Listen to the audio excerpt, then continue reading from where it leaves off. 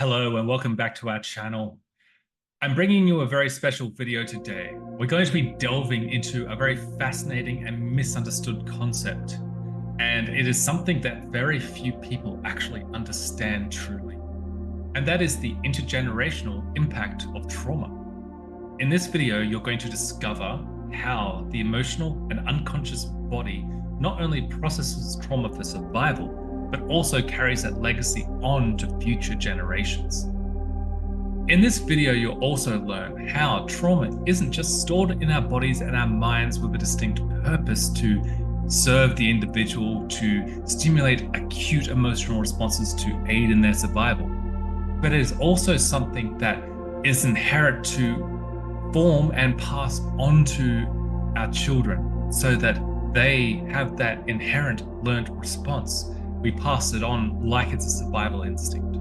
This is because it has served us in the past, because it's helped our survival as a species, but many of the traumas that we store are not actually inherently helpful.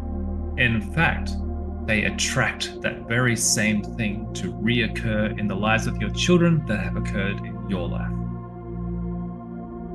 Our goal with this video is to help you to understand and uncover insights to help you to break this cycle of inherited trauma, empowering you to forge your own path forward in healing and growth and to change the very course of human history.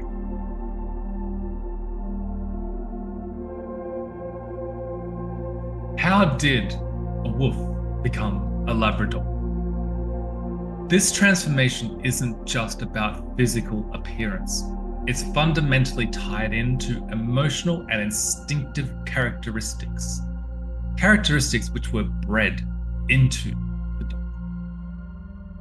Wild wolves themselves are very formidable creatures. They are driven by instinct and the need to survive. However, through selective breeding, humans have transformed these animals into loyal, friendly companions that we know as Labradors today. But how does this happen? It all starts with the emotional and instinctive traits that we prioritize during the breeding process. If you have two wolves, one of them bites the child, one of them does not. This is the one that is selected. The selective breeding highlights traits like gentleness, trainability, sociability, qualities that align with favorable human emotions. And over time, these emotional characteristics become embedded into the breed. It influences not just their behavior, but also the energy with which they interact with the world. Now, here's where it gets very interesting. This evolution is not solely physical. It's energetic. Our emotional and energetic states physically influence our bodies. It is seen in breeds like Labradors. Their physical bodies changed to match this new emotional and energetic state. What I'm proposing here is fundamentally energetic and emotional changes as the driving force of evolution itself. And it is the purpose of emotion. Just as the emotional landscape of a dog evolved, we too can see how our inherited trauma and emotional states shaped our physical and mental well-being. In essence, the energy that we carry within us, especially in generational trauma, has the power to, over time, alter our physical form. But it also changes our behaviors, influencing patterns and beliefs, which, don't know why, the child believes the things that you've believed, even if you haven't told them. Why do we have this inherent instinct to avoid some people based on their physical appearance? We can see physical traits that stand out to us, sharp noses or certain shaped ears, beady eyes. These things are physical traits which, over multiple generations of family karma, have developed. These are long lines of emotional and energetic states of behavior that have reflected in the flesh. And this happens over a long period of time of what you call intergenerational karma or family karma conditioning. And we have a deep instinct, knowing that certain traits which came about through this process of evolution tell a story, and the story of their families and of the story of their futures. This is assuming, of course, that we do not have the ability to manually change as individuals the course and aspect of this evolution. While we couldn't do that before, I can teach you how to heal not just ourselves, but also our lineage, to break the family karmic cycles.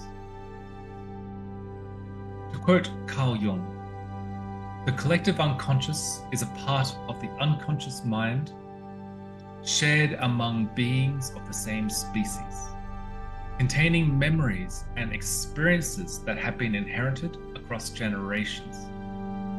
These collective memories shape behavior, cultures, and individual psychology, suggesting that our ancestry contributes to our personal psychological framework. Shadow work is not just a means by which to calm the mind and prevent panic. It is the process by which we delve into this very unconscious realm and transform it through integration and invitation for change. By altering our very perception of memory and our deep emotional reservations, we can find releasing perspectives, ideas, and radically shift the energy itself into a form better serving our needs and wishes. Through doing this, you pass the state of being into the very flesh and form of your own children. What this means is that doing shadow work isn't a selfish or individualistic pursuit. Rather, it is taking the reins of the process of evolution itself. For the future of your children, we must process first unhealthy and unhelpful traumas. If you believe also in the law of attraction, you don't just stop the emotional trauma response, you deny the event itself from even taking place in the lives of your children. And if you have done it correctly, you will change the nature of the human being entirely over generations. We have a responsibility. That responsibility is to our children and to the future generations of humanity to clear trauma. We are still living in the trauma shadow of World War II. If we don't change that, then we will soon see World War III and World War IV and World War V and so on. Because these traumas attract and need to manifest. In understanding this, you have an opportunity to give your children a clean slate, an opportunity to maximize their potential and energy by maximizing your own. You have an opportunity to give humanity a clean slate, maximizing its potential and its energy. By doing shadow work, you take an active role in evolution, not by relying on selective breeding as we have in the past, but rather making most partners viable by clearing those undesirable and inherited traits. This is the power of relationships, and this is the power we have to alter the future generations. Healers are not just self-empowered. They live on the cutting edge of evolution itself. I hope you found this video informative. If you'd like to know more about shadow work, please see my previous videos. I go into great detail into some of the practices and principles behind it and how to actually use it and engage in your own life. I'd like to make this channel into something more than just education.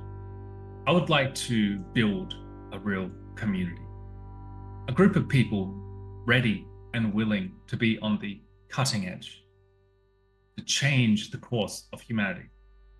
We do it by doing the work on ourselves first, and then through us, the changes. Thank you for tuning in to another video, and I'll see you again tomorrow.